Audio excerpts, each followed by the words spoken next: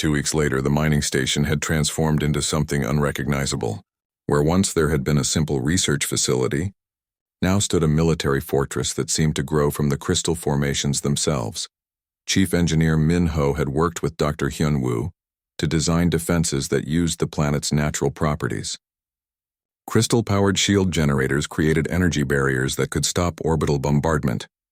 Weapon emplacements drew power directly from the formations, making them nearly unlimited in their firepower. "It's like the crystals want to be weapons," Hyun Woo explained to So Young as they watched Marines test the new systems. "They respond to our technology better than they should." So Young had been appointed as the base's first governor, though she still couldn't quite believe it. Maybe they're not just crystals. Maybe there's some kind of technology left behind by whoever was here before. Before? Woo Jin asked, looking up from his communication array. He had been promoted to Chief Communications Officer, responsible for maintaining contact with the growing human fleet. "Think about it," Hyun Woo said. "Perfect crystal formations covering an entire planet. Formations that can amplify dimensional signals across timelines. This isn't natural." Admiral Tae-hyun approached their position, having overheard the conversation. Intelligence Director Soo-jin came to the same conclusion. She thinks this planet was a listening post or communication hub for some ancient civilization. "What happened to them?" So Young asked. "Unknown. But they left behind technology that responds to human mental patterns. It's almost like it was waiting for us." The Admiral's communication device beeped urgently. "Sir," came Commander Yoonji's voice. "Long-range sensors are picking up the Velkari reinforcement fleet. 73 ships approaching from 3 different directions. Time to intercept?" Tae-hyun asked. 6 hours. "General Dong-hyun, are your troops ready?" The Admiral called over the communication system. "Ready and eager, sir. Colonel Boram has been drilling boarding teams non-stop. The Marines are looking forward to meeting more Velkari." Admiral Mi Kyung's voice joined the conversation from her carrier in orbit. "Sir, my fighter squadrons are prepped for launch. Battle Group Commander Hye Jin has developed new tactics specifically for Velkari ship designs." "What kind of tactics?" So Young asked. "Precision strikes on their command centers," Hye Jin explained. "We've learned that Velkari crews panic when their leaders are eliminated. Cut off the head and the whole ship surrenders." Fleet Admiral Kyung-soo reported in from the perimeter ships. "Sir, we've identified the Velkari command structure. They're using a standard slaver formation. 1 command ship directing multiple capture vessels." "Perfect," Admiral Tae-hyun said with satisfaction. "Dr. Young-soo, are your psychological warfare broadcasts ready?" "Yes, sir. I've prepared messages in 43 different galactic languages. When this battle starts, every species within 100 light-years will know that humans are actively hunting slavers." Intelligence Director Soo-jin approached, carrying a tablet full of information. "Sir, interrogation of the captured Velkari officers has revealed something important. They weren't just after this planet's crystals. They have a list of over 200 worlds they consider ripe for harvest." "Show me," Tae-hyun ordered. The tablet projected another holographic map, this one much larger than before. It showed vast regions of space with trade routes, population centers, and resource extraction points. "This is their entire operation," Soo-jin explained. "They've been systematically conquering and enslaving civilizations for over 1,000 years. Millions of sentient beings are currently in their labor camps." Hyun Woo stared at the map in horror. "How is this possible? How has no one stopped them?" "Because no one was strong enough," General Dong-hyun answered grimly. "The Velkari only attack species that can't fight back effectively. They avoid military conflicts." "Until now," Admiral Tae-hyun added. "Woo Jin, I want you to prepare a special broadcast. Something that will reach every communication system in this region of space." "What kind of broadcast?" Woo Jin asked. "A declaration of war." So Young felt her stomach clench. "War against an entire empire?" "Against an empire of slavers," the Admiral corrected. "There's a difference." Technical Director Sung Min was monitoring the approaching fleets on his instruments. "Sir, the Velkari ships are spreading out into attack formation. They're trying to surround us." "Let them," Admiral Tae-hyun said calmly. "Admiral Mi Kyung, launch all fighters. General Dong-hyun, prepare boarding parties. Fleet Admiral Kyung-soo, take your ships and show them what human military precision looks like." "Sir," Commander Yoonji reported, "the Velkari fleet is attempting to communication with us. Put them through." A harsh, clicking voice filled the air. speaking broken galactic standard. Human ships, you are outnumbered and outgunned. Surrender now and we will allow you to live as slaves. Refuse and we will destroy your planet. Admiral Tae-hyun's response was broadcast not just to the Velkari fleet, but to every communication system within 50 light-years. This is Admiral Tae-hyun of the Terran Liberation Fleet. You have enslaved the innocent and terrorized the weak. Today that ends. We are not here to negotiate. We are not here to compromise. We are here to free every being you have captured and to ensure you never threaten anyone again. The communication ended, and space erupted into battle.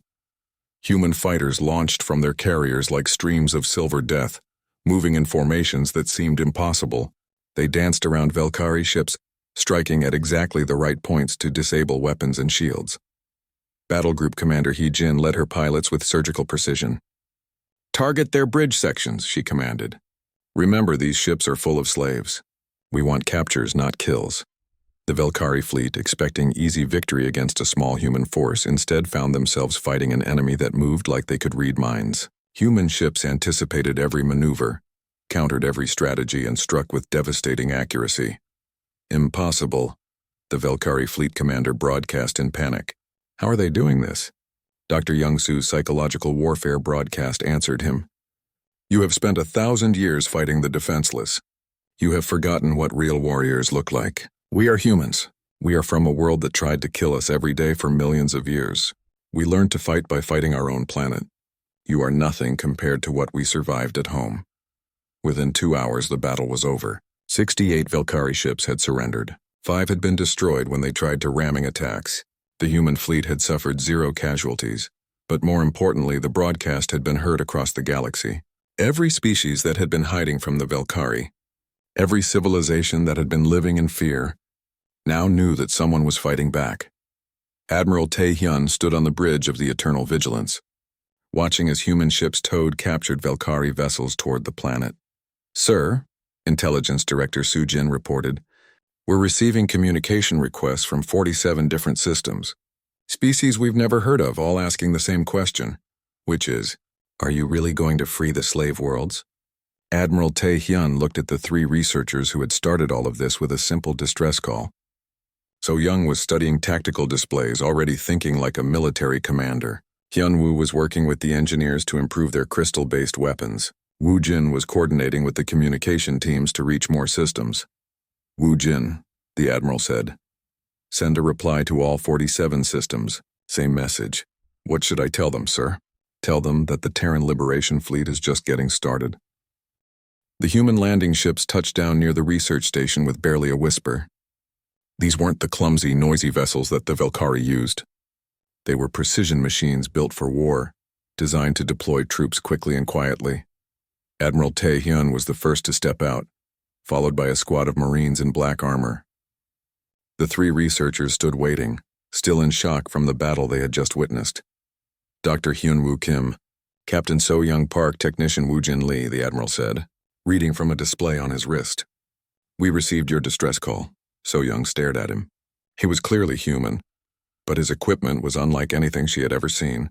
His uniform bore symbols she didn't recognize, and his bearing was that of a man who had fought real wars. "How do you know our names?" she asked. "Your distress signal included personnel records," Commander Yoonji explained as she joined them. "We always verify the identity of humans in distress." "Always?" Hyun-woo repeated. "How many humans have you rescued?"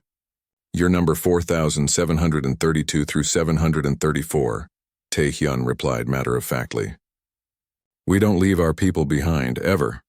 Woo-jin looked around at the Marines setting up defensive positions. "But we're not your people. We're from Earth, but not your Earth, right?" "Human is human," General Dong-hyun said as he approached with more troops. "Doesn't matter what timeline you're from. When humans call for help, we answer." Intelligence Director Soo-jin was studying readings on a handheld device. "Sir, the planet's crystal formations are even more significant than we thought. These aren't just phase crystals. They're pure dimensional resonance crystals, meaning?" Tae-hyun asked. "Meaning whoever controls this planet controls faster than light travel in this entire region of space," she explained. "The Velkari weren't here for slaves. They were here for the crystals." So-young felt sick.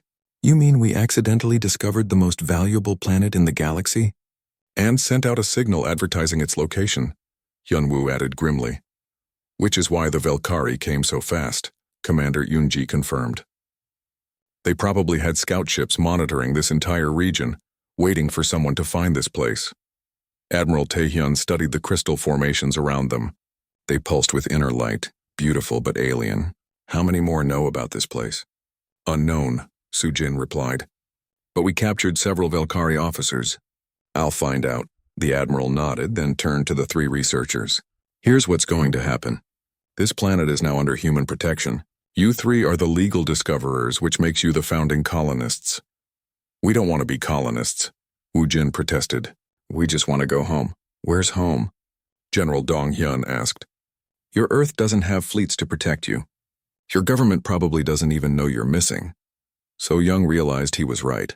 Even if they could contact their Earth, what would they say? That they had discovered a planet full of valuable crystals and accidentally started an interstellar war. What are you proposing? She asked. We establish a base here, Taehyun explained. My engineers will help you set up proper defenses. We'll build a spaceport, defensive systems, and a communication network. This becomes humanity's forward operating base in this timeline. And us? Hyunwoo asked. You continue your research, but now you do it with protection and unlimited resources. Technical Director Sungmin approached carrying several pieces of alien technology. Sir, the Velkari ships had detailed star charts. This isn't the only planet they were targeting. Show me, Taehyun ordered. Sungmin projected a holographic map into the air. It showed dozens of star systems with trade routes and population centers marked in alien symbols. These are all slave worlds, Sujin translated after studying the markings. Planets where the Velkari have captured entire populations for forced labor. How many people? General Donghyun asked. Millions, maybe tens of millions. And they're all marked as primitive species. Probably non-spacefaring civilizations that couldn't defend themselves. The three researchers stared at the map in horror. They had thought they were just calling for rescue. Instead, they had uncovered evidence of genocide on a galactic scale. We have to help them, So Young said immediately. Admiral Taehyun smiled. It was the first time the researchers had seen him show any emotion other than cold military efficiency. Now you're thinking like Terrans. Sir, Commander Yoonji reported. Admiral Meek-young is requesting permission to begin liberation operations. Her carrier groups are already plotting attack routes. Tell her to wait, Taehyun ordered. We need intelligence first. And we need to establish this base as our supply point. Chief Engineer Minho was already surveying the area around the research station. Sir, this location is perfect for a military base. The crystal formations provide natural shielding, and the planet's magnetic field will hide our ships from long-range sensors. How long to build defenses?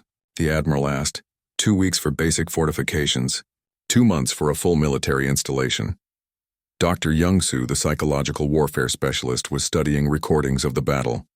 Sir, the Velkari's reaction to our arrival was interesting. They didn't just retreat, they panicked. They've never faced organized military resistance before. What are you thinking? Taehyun asked. I think we can use fear as a weapon. If word spreads that humans are actively hunting slavers, it might cause them to release captives rather than risk our attention. Or it might make them more desperate, Intelligence Director Sujin warned. Desperate enemies do unpredictable things. Admiral Insu's voice came through the communication system from his ship in orbit.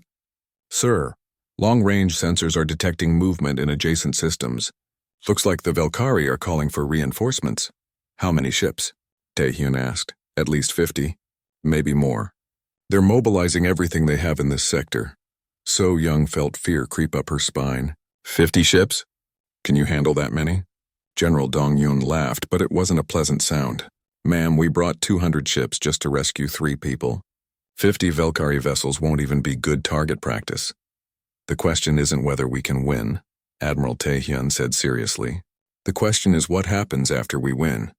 Word will spread that humans are active in this region. Other species will want to know who we are and what we want. And what do we want? Hyunwoo asked. The Admiral looked at the 3 researchers, then at his officers, then at the crystal formations glowing in the alien sunset. Justice, he said simply. For every human who ever called for help and got slavers instead. For every species too weak to defend itself against predators. for everyone who ever thought they were alone in the dark. He activated his communication system. All ships, this is Admiral Tae-hyun. We're not going home. This is our home now. We're going to build something here that the galaxy has never seen before. A place where the strong protect the weak instead of enslaving them. The three researchers looked at each other. They had come here to study crystals. Now they were founding members of humanity's expansion into a new timeline. What do we do now? Woo Jin asked. Now, Admiral Tae-hyun said, we get ready for company. The Velkari are coming back and they're bringing friends. The first Velkari dropships landed near the research station like metal meteors. Steam hissed from their hulls as alien soldiers poured out, their weapons ready. They expected to find 3 terrified humans cowering in their simple building. Instead, they walked into a carefully planned ambush. So Young had positioned herself behind a crystal formation that offered both cover and a clear view of the landing zone. Her military training from Earth's peaceful defense forces seemed almost laughable now, but the principles were the same. Know your terrain, control the engagement, make every shot count. Wait for my signal, she whispered into her communicator. Hyun-woo crouched behind another crystal cluster, holding a modified mining laser. The tool was designed to cut through rock, but it would work just as well on alien armor. His hands shook slightly, but his voice was steady. Ready. Woo Jin was in the station's communication room, frantically working on his crystal-amplified weapon system. He had figured out how to make the crystals focus their stored energy into devastating pulses. Almost got it, he reported. The Velkari soldiers moved forward confidently. They were tall, thin creatures with gray skin and multiple arms. Their weapons were advanced energy rifles that could cut through most materials. To them, this was just another routine collection mission. Their commander, Sub-Leader Vektar, gestured for his troops to spread out. Simple capture mission, he said in their clicking language. 3 primitives. They probably don't even understand what's happening. That's when So Young opened fire. Her first shot took down the lead soldier before he knew he was under attack. The mining laser punched straight through his energy shield and armor. The Velkari had never faced humans in actual combat. They didn't know that Earth's peaceful species had evolved as persistence hunters, capable of incredible accuracy under pressure. Contact. Contact, Vektar shouted, diving for cover behind a rock formation. The primitives are armed. Hyun-woo fired his modified laser from a different angle, hitting 2 more soldiers. The Velkari returned fire scattered harmlessly off the crystal formations, which seemed to absorb and redirect the energy. Their weapons aren't working properly, one Velkari soldier reported in panic. The crystals are interfering with our targeting systems. Woo Jin's voice crackled through the communicators. Crystal weapon ready. Everyone get down! A brilliant purple beam erupted from the research station, striking the largest group of Velkari soldiers. The crystals around the station had stored days of planetary energy, and now it was all released at once.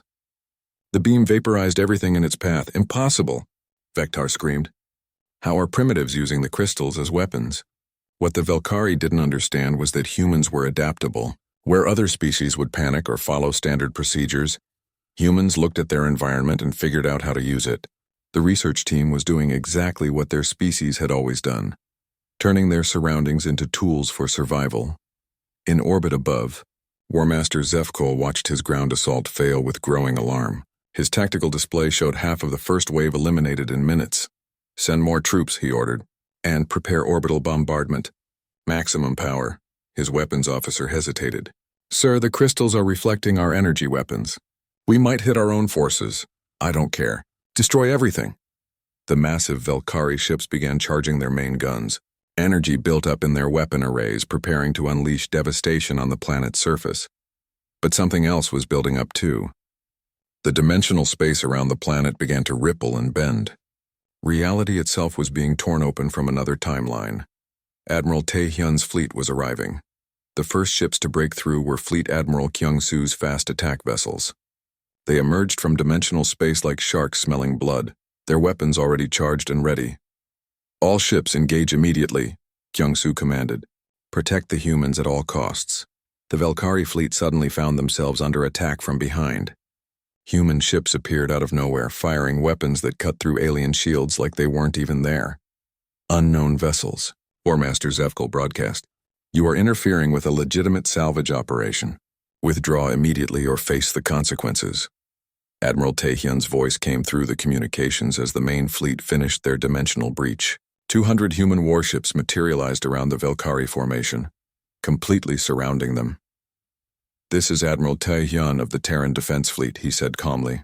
"You have attacked human civilians. There will be no negotiation. There will be no surrender. There will only be justice." The Valkyrie fleet suddenly realized they weren't facing primitive explorers.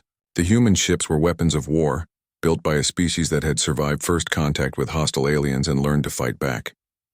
"Impossible," Zefkol whispered. "Humans are weak.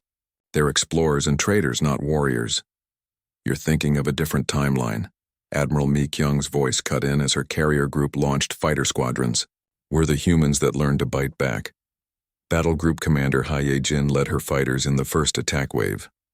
Human pilots, trained from birth to fight in three-dimensional space, danced around the Valkyrie ships like predators hunting prey. Their weapons found gaps in alien shields that should have been impossible to hit.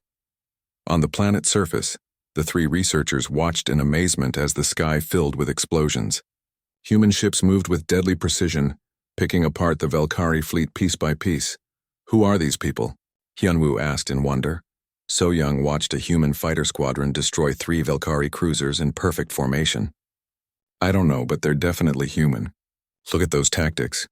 Woo Jin was monitoring communications between the fleets. "They're calling themselves the Terran Defense Fleet. They say we're their people and they've come to protect us." "Terran Defense Fleet?" So Young repeated. "I've never heard of them. Earth doesn't have military fleets like this." "Maybe not our Earth," Hyunwoo said quietly, watching another Valkyrie ship explode. "But somewhere, somehow, there's an Earth that does." In space, the battle was already over. The Valkyrie ships that weren't destroyed were surrendering, their crews begging for mercy. They had never faced an enemy that fought with such coordinated fury. Admiral Taehyun opened a communication channel to the planet. "Human researchers, this is Admiral Taehyun. Are you injured?" Woojin answered shakily. "We're okay. Shaken up, but okay." "Who are you people?" "We're your rescue," Taehyun replied simply. "And we're here to make sure this never happens again." As human ships began landing near the research station, the 3 researchers realized their lives had just changed forever. They had called for help and gotten an entire fleet of warriors they never knew existed. The wrong SOS had reached exactly the right people.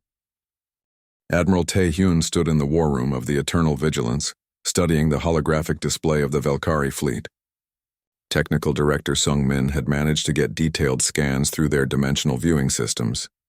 12 heavy cruisers, 6 slave transport ships, and 1 command dreadnought, reported Commander Yoonji. "Standard Valkyrie slaver formation. What do we know about the planet?" Taehyun asked. Admiral Mi Kyung's voice came through the communication system from her carrier. "Our scientists have analyzed the signal. The planet is covered in phase crystals. These aren't just any crystals, sir. They're the most pure form we've ever detected." Taehyun understood immediately. Phase crystals powered faster than light travel. A planet covered in them would be worth more than entire star systems. No wonder the Valkyrie had come so quickly. "The humans don't know what they're sitting on," General Dong-hyun said from his assault ship. "They think it's just a mining operation." "Sir?" Sung Min called out from his station. "I'm detecting weapon signatures from the Valkyrie ships. They're preparing to attack the surface." Taehyun's jaw tightened. The Valkyrie standard procedure was simple. Destroy any resistance, then collect survivors for slavery.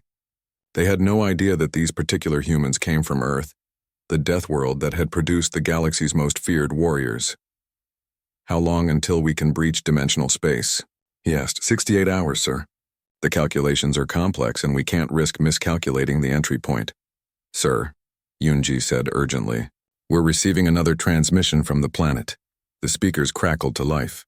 Woojin's voice came through, calmer now, but with an edge of fear. "Unknown vessels, this is Mining Station Kepler 442b.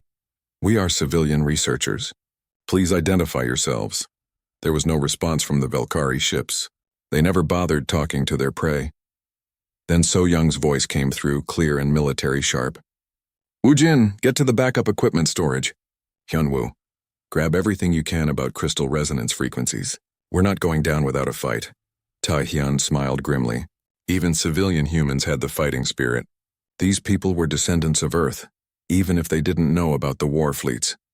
"Admiral," came a new voice through the communications. It was Intelligence Director Su Jin, calling from her analysis ship. "I've been studying Velkari psychology files. They expect easy victories. They've never faced determined resistance from a species they consider weak." "What are you thinking?" Taehyun asked. "If these humans can hold out for even a few hours, it will confuse the Velkari. They'll call for reinforcements instead of finishing quickly.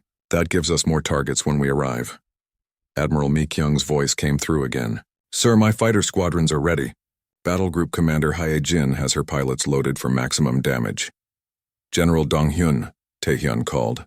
"Are your Marines ready for boarding actions?" "Colonel Boram has been drilling her teams nonstop," came the reply. "They're eager to show the Velkari what human soldiers can do." Fleet Admiral Kyung-soo reported in from the Vanguard ships. "Sir, my fast attack vessels can reach the target zone 30 minutes before the main fleet. We can begin harassment attacks to support the ground team." Taehyun studied the tactical display. His fleet was massive. 200 warships, 50,000 Marines, and enough firepower to level entire planets. Against any normal enemy, it would be complete overkill. But these weren't normal enemies. The Velkari had just made the mistake of threatening humans. "Psychological warfare specialist Dr. Young-soo," Taehyun called. "I want you to prepare a full psychological attack. Make them understand what they're facing." "Already working on it, sir. I've studied Velkari fear responses. They're predators, but they're also cowards. When they realize they're not the apex predator anymore, they break quickly." On the planet below, the three researchers worked frantically to prepare defenses. So Young used her military training to turn their research station into a fortress. She sealed blast doors, set up barricades, and positioned their few weapons. "The station's shields won't stop military-grade weapons," she told the others. "But the crystal formations might. They interfere with energy beams." Hyunwoo was studying his instruments with new urgency.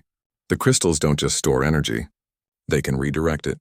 If we can figure out the right frequency, we can turn them into weapons," Woo Jin finished. "I can modify our transmitter to send focused energy pulses." "Do it," So Young ordered.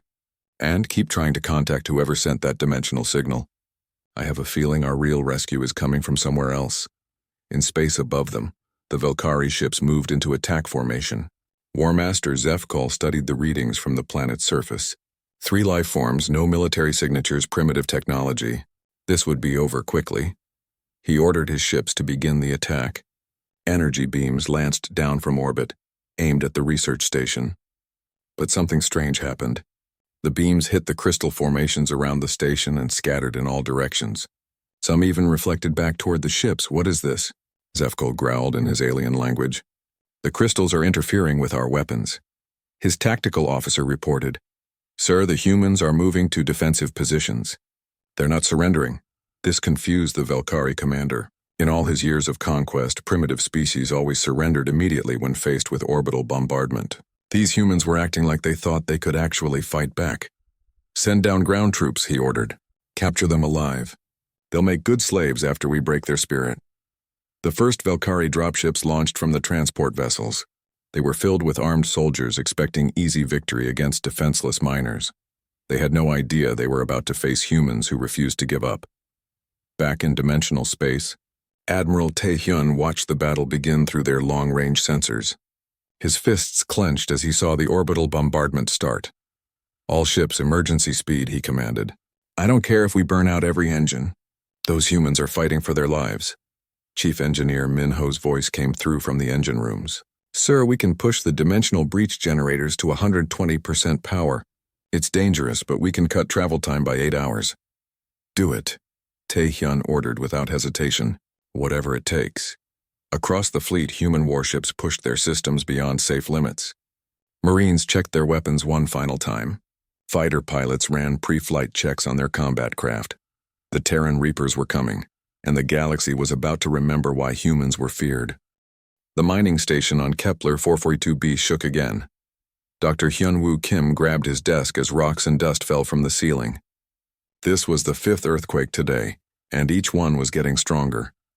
"The readings are off the charts," Hyunwoo said to Captain So-young Park, who stood near the window watching the purple sky. The planet's core is becoming unstable. These crystal formations are affecting everything. So Young turned away from the view of the strange crystal towers that covered the landscape. She had been a soldier before taking this job as colony administrator. Her military training told her they were in serious trouble. "How long do we have?" she asked. "Maybe 2 days before the big one hits," Hyunwoo replied, checking his instruments again. "The crystals are storing energy from the planet's magnetic field. When they release it all at once, he didn't need to finish. They both knew what would happen. The explosion would destroy everything on the surface." Technician Woo Jin Lee rushed into the room, his face pale with worry. "Captain, we have a problem. The solar flare hit our communication array. We can't reach Earth." So Young felt her stomach drop. They were completely cut off from home, trapped on a dying planet with no way to call for help. "Can you fix it?" she asked. Woo Jin shook his head.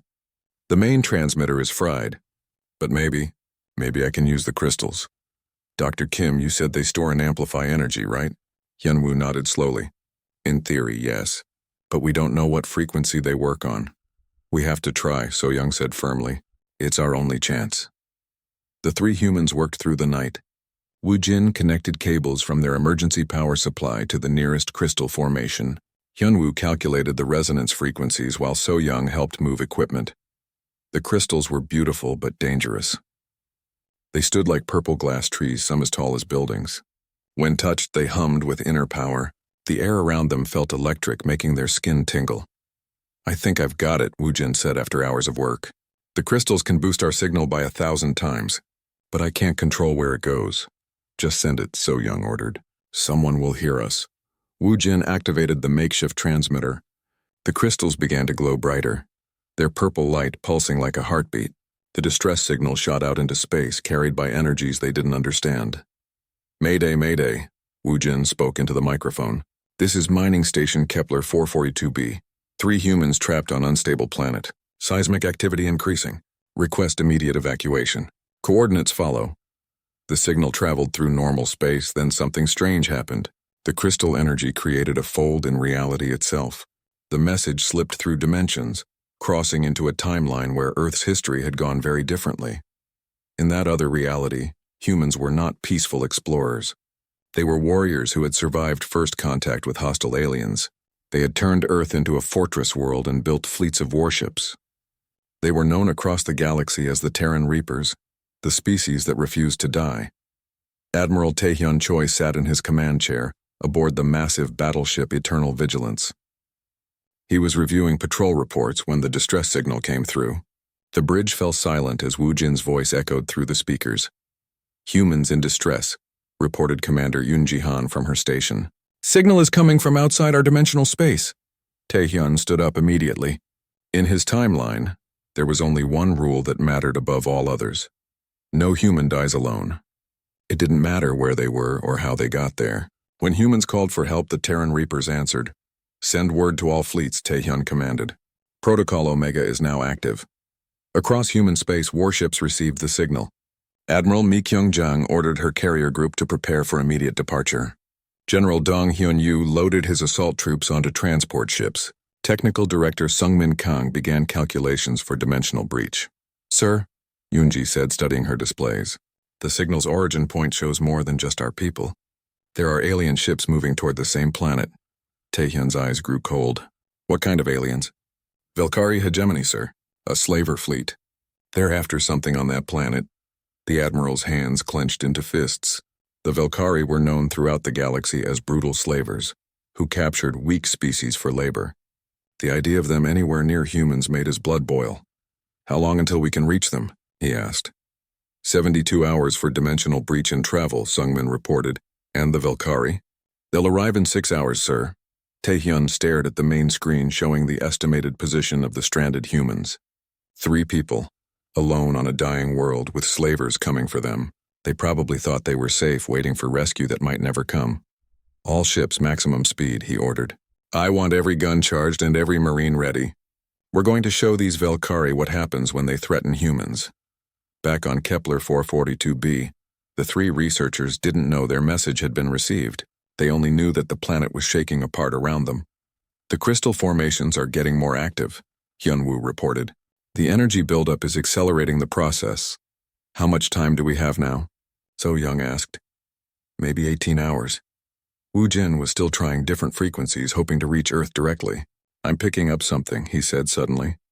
Ships coming out of hyperspace. So Young felt relief wash over her. Earth ships? Wu Jin's face went pale as he studied the readings. No, these aren't human, and they're big. Really big. Through the station's windows they could see lights appearing in the purple sky. Ships were dropping out of faster-than-light travel, their hulls dark and threatening. The vessels were nothing like Earth's clean, white exploration ships. These were weapons of war built for conquest. They're not here to rescue us, So Young said quietly, her military training recognizing threat profiles. They're here for the crystals. The three humans watched as the alien fleet moved into orbit above them. They had called for help, but the wrong people had answered first. Now they could only hope that someone else had heard their message too. In space, the Velkari ships began scanning the planet's surface, looking for the best places to land their slave collection teams.